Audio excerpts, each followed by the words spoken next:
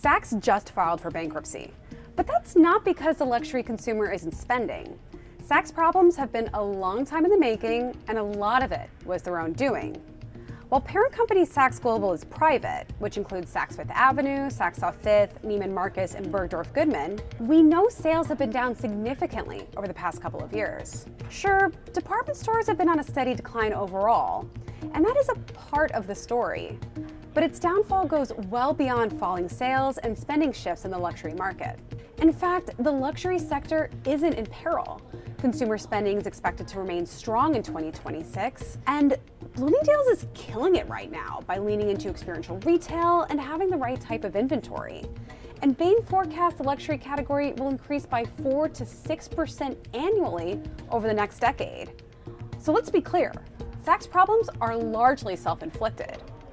Investors have known for a while that the company was struggling, but it became obvious that a bankruptcy was coming when the company missed a payment to bondholders at the end of last year. That was an interest payment for its 2024 acquisition of Neiman Marcus, a $2.7 billion deal that the company financed primarily with debt, which it hasn't been able to manage.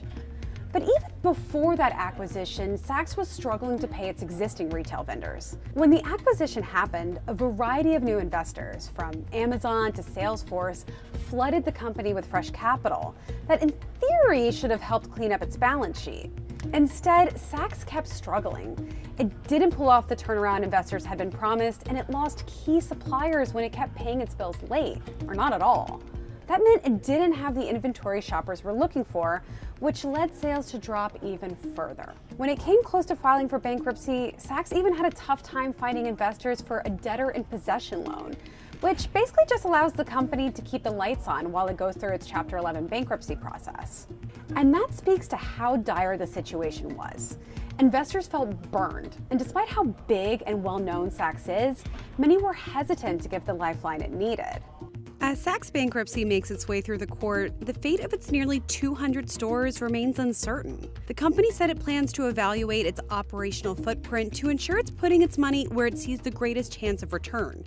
That likely means a trimmed-down store fleet in the coming months to reduce its fixed costs. It managed to secure $1.75 billion in new financing, $500 million of which will be available to the company when it emerges from bankruptcy, which it expects to do later this year. In the coming weeks, we'll see how the situation unfolds and if the once beloved department store will live on.